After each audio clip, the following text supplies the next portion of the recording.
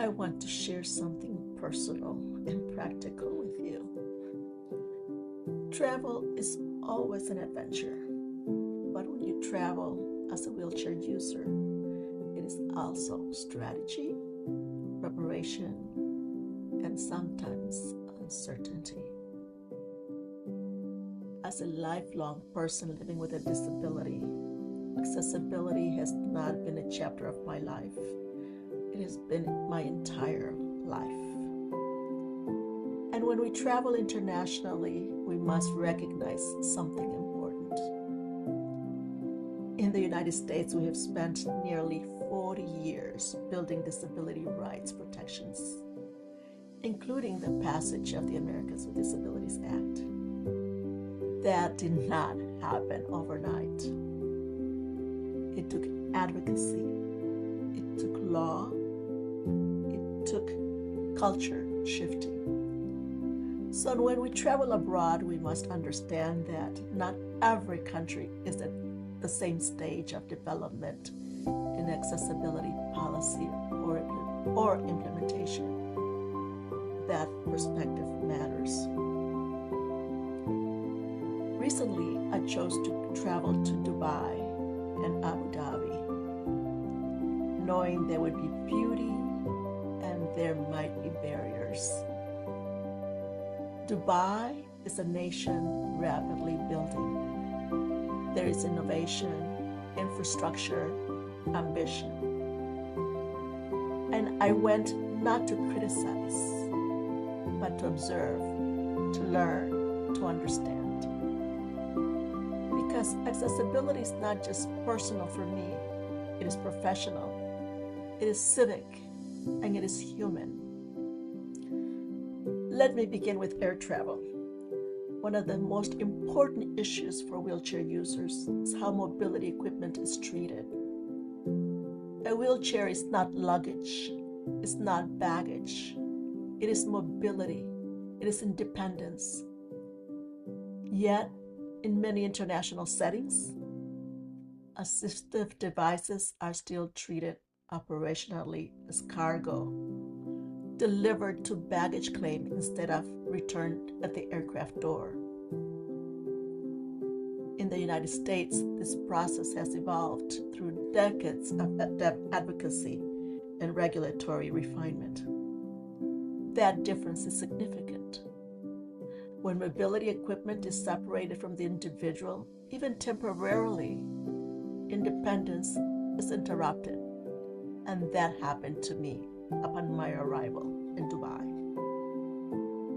Let's talk about the hotel observations that I made. Now, let's talk about just the lodging. There were accessibility efforts visible. However, practical functionality matters. For example, reception counters were too high for independent communication. Braille signage, I didn't see any. The bathroom included a small fixed shower chair. I was even afraid to sit in it when I took a shower.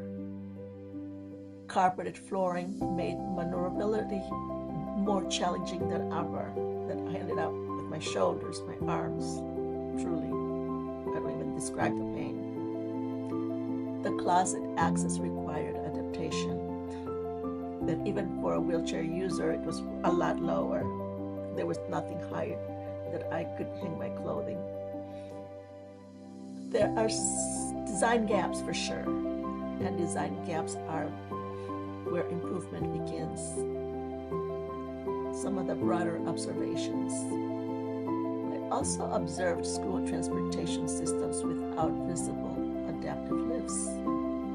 I noticed architectural spaces where walls and floors were nearly identical in tone, which can create depth perception challenges for individuals with visual impairments.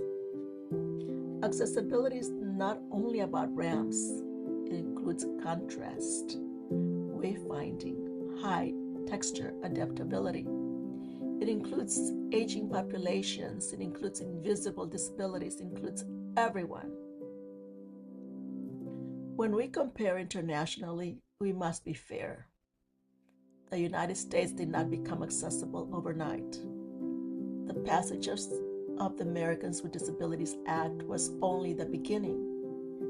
Implementation, interpretation, enforcement, those have taken decades. As someone who has lived through that evolution, I've seen change.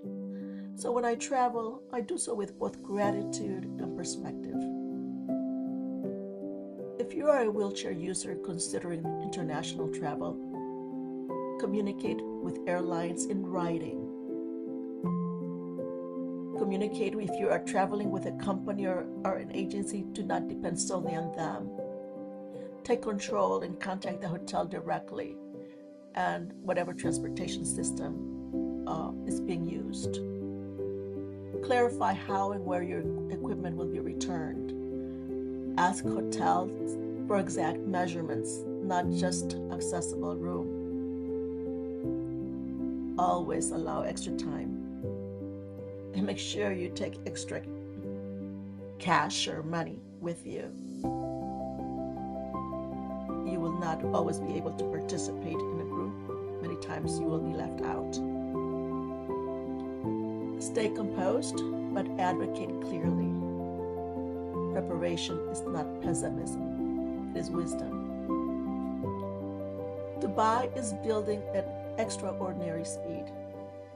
Accessibility can grow with that construction intentionally.